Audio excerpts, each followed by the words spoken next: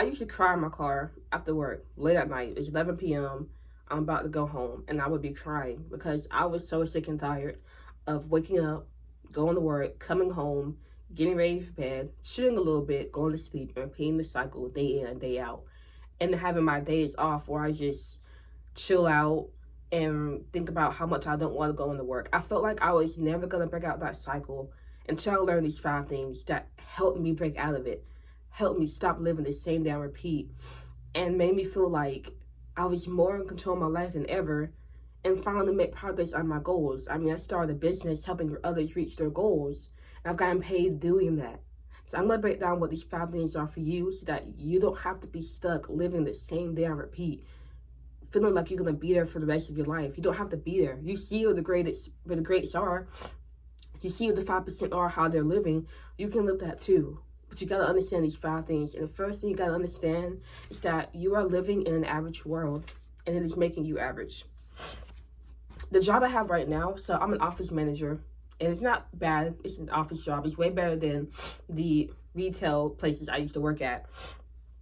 But I remember when I applied to that job, I saw that 100 other people applied as well. And you could see it because the job board, it showed it.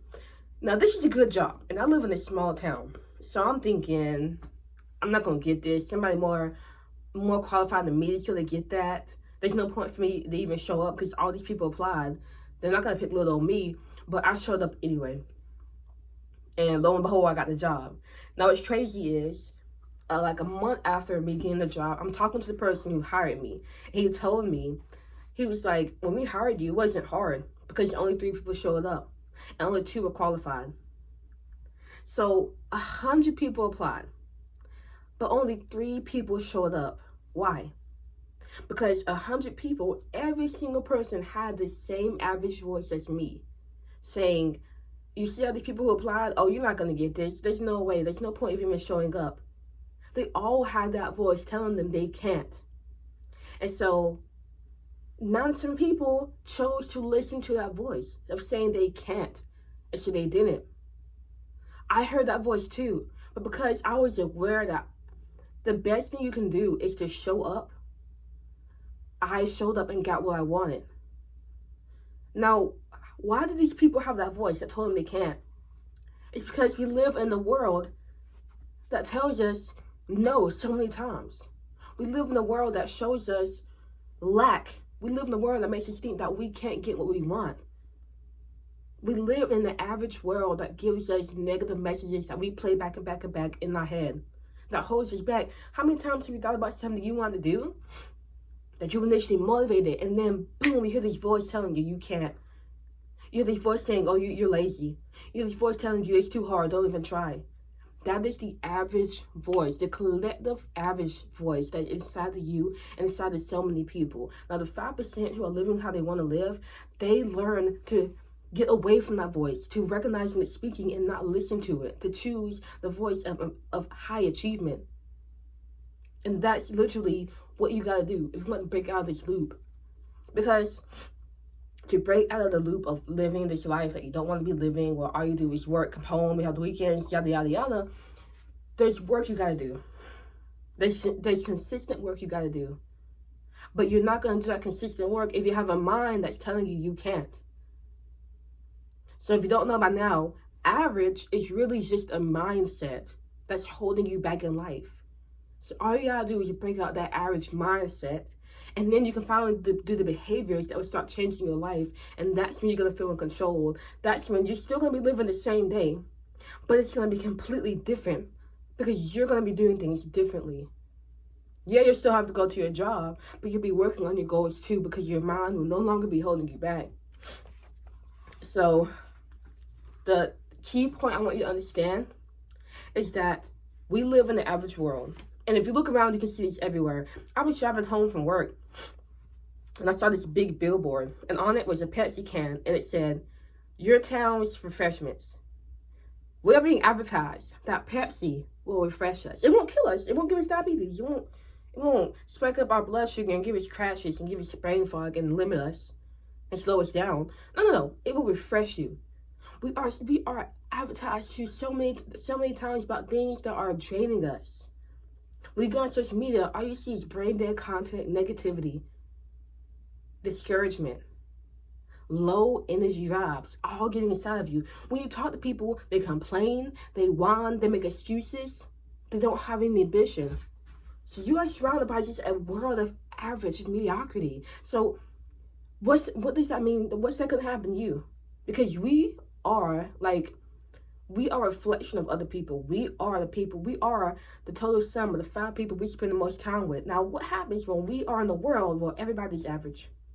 Well, 95% of people are average. You're going to be average unless you protect your mindset and stop letting these average messages get inside of it. You got to protect your mind and level it up to grow. And to make this even more concrete, I want you to imagine that your mind is a cup, okay? And you can have 2 cups. No, not 2 cups, but just 1 cup. And in this 1 cup, you can put it under 2 faucets. Now, 1 faucet just gives out murky water, and you fill this cup up with the murky water.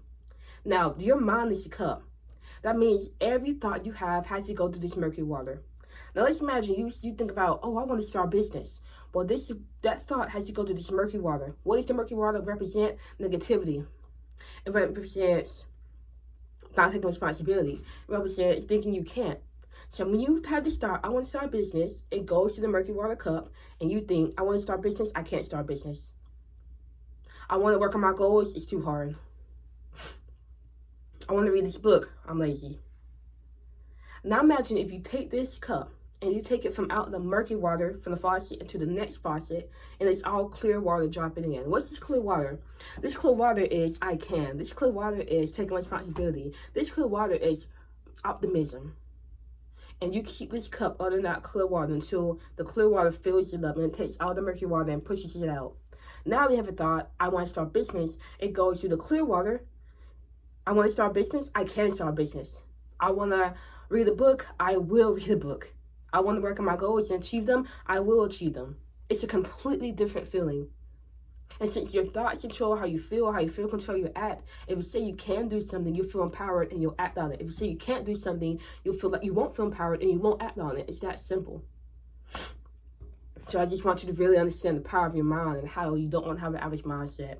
Now the next question becomes, how can you make sure that you don't have an average mindset? How can you get your cup from out of this murky water faucet and put it under the clear water faucet? That's what the rest of this video will be about. It's going to be quick because I do want to go for a walk, and it is 6:34, so I want to get out of here at 7. So if I'm going really fast, side note, I had movie night with my girl yesterday. I didn't get to bed until 12, so I had a late start to my morning. That's why I'm I want to go ahead and get this done because I got other things you got to do. But anyway, the first thing I want you to start doing more of is that you can stop this average mindset from pulling you down and get the high achievers, the 5% mindset that will push you up to the very top and help you break out of this loop of mediocrity. Is read. You want to read more. I mean, look at the books I have right beside me. I'm almost done with this book. I'm going to read this book again. I've read this book twice. I have more books around me that I'm not going to go get, but you want to read more. And a lot of people ask me, how do you do what you do? How are you so consistent? How are you so disciplined? How do you not give up? It's because I read. I remember years ago, my life completely changed when I read Atomic Habits. This is my first 7-paper book. I opened it up, and the first chapter I read about the 1% rule, which stated, if you get better by 1% every day, by the end of the year, you'll be 37 times better. But if you don't get better by 1%, then by the end of the year, you'll be worse off than when you started. Now, he didn't say you'll stay the same. He said you either get better by 37 times or worse off. And when I read that rule, I had a complete paradigm shift because it registered that I have no choice in the matter of whether my life changes. It's going to change. And if I don't do anything by default, it will get worse. And I'm like, I don't want my life to get worse, so I have no choice. I have to get better by 1% because I want my life to get better. And with that concept, which I only learned about from a book, was I able to do the 1% things to get better, which landed me here where I started a business and got clients, where I'm consistently creating content, where I've made productive habits, where I'm living a life I feel in control. And I started from reading that one book that taught me that one concept. Now, I've read hundreds of books now, and if I'm giving you knowledge, and if I'm changing your life and making you think differently, it's only because everything I'm teaching you, I learned from reading and then from experience. And the good thing about reading is it replaces your need to constantly be watching TV, constantly be scrolling, because all that stuff is going to plant the average mind inside of you. When you're reading, you're listening from people who have studied for years and are telling you what they've learned and a way you can use it. You can read books millionaires have made on how to make their money. You can read books on people who found peace and contentness and happiness and how to achieve that. You can read books from disciplined people to get their discipline and learn how they think so you can think for yourself. That's why reading is so powerful. So I'm going to suggest you read more. But how do you read more? Literally just get a book and read for 5 pages a day. That is it. In the morning, wake up and read. Or before you go to bed, read 5 pages. 5 pages every single day. I promise you. If you don't take any other advice from this video, and the only thing you take is to read 5 pages, your life will change. I promise you that. That's if you read 5 pages and you're consistent. So the next one is, you want to listen to high achievers. We had a tropical storm a year ago in my town. The winds are shaking, the trees are shaking really bad, rain was like literally pounding down. And nobody was out but me. I was out running. I'm drenched, okay? I don't like my feet get wet. I don't like my socks get wet. They were drenched. I'm the only one running. I'm on my 2nd mile. I'm gonna do 3 miles. And the entire time I'm running, I'm yelling, who's gonna carry the boats and the logs? Me, motherfucker.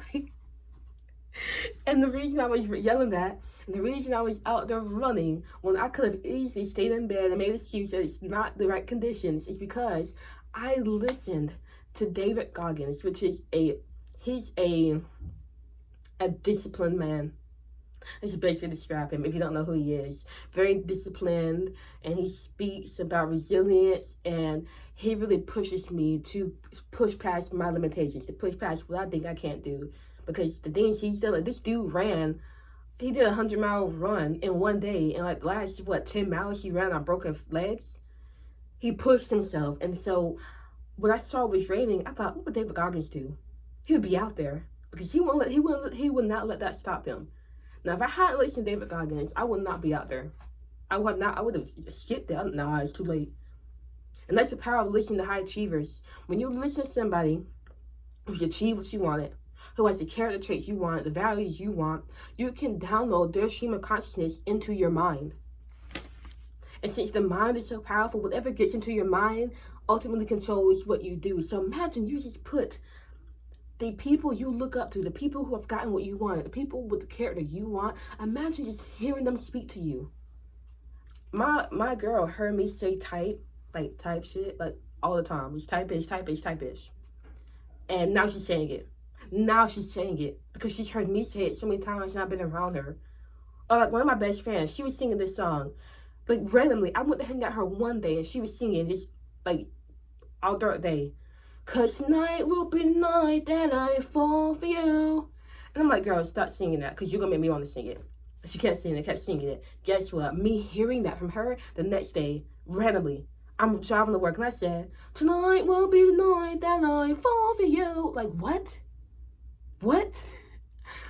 I never had that on my mind. I never sung that before, but because I heard her singing that and it got into my head over and over again, I started singing that too. That thought got inside of me. So imagine the negative thoughts you hear on a day-to-day basis and how it's affecting you. So our goal is to change up that stream of negativity and put it in the people who achieve what they want and listen to them. Because then you will start thinking like them. And when you start thinking like a high achiever, there's literally nothing that can hold you down. So in the description, I'm gonna have a resource list you can get to.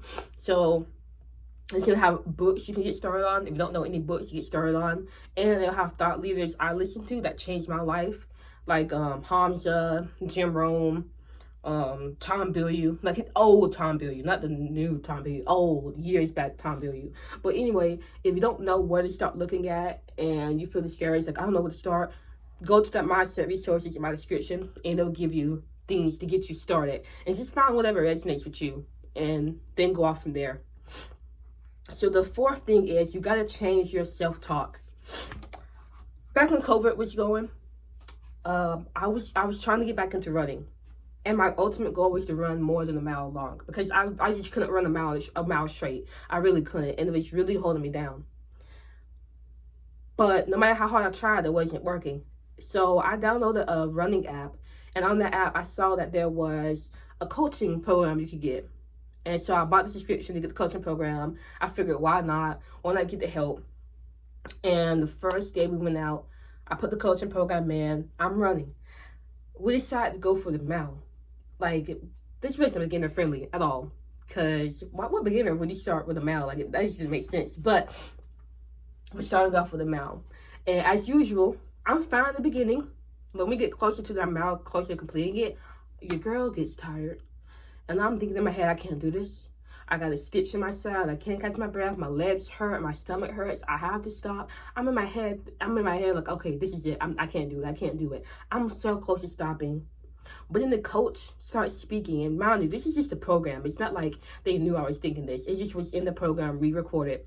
The coach is saying, we're coming up in the mile. And you might be feeling tired. You might be feeling down. But I want you to understand, you can do this. You can push through. You can run this mile. Things are going to be hard. Things are going to be easy. But just because it's not easy doesn't mean you can't do it. And I'm listening to this running coach, and suddenly like the negativity in my head stops. And I start thinking, yeah, you're right. Just because it is hard doesn't mean I can't do it. Yeah, if I want to grow, I got to push through this. And so suddenly the energy inside of me went from, oh my God, everything hurts, I can't do this. It shifted, and it was like, yeah, I can feel this pain, but I can push through this. This is what I need to grow. And I ran the mile.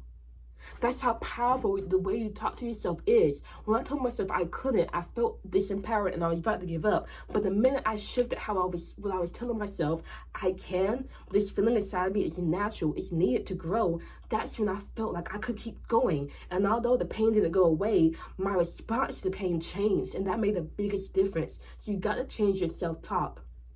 But how can you change your self-talk? Be aware of your vocabulary. Don't say you can't. Don't say it's impossible. Don't say the cards aren't aligned for you. Like, if you hear the can't, if you hear won't, if you hear impossible, if you hear don't, things in a negative, change it to a positive word. So let's say, I can't do this today. That's can't negative. Say, I can do this today.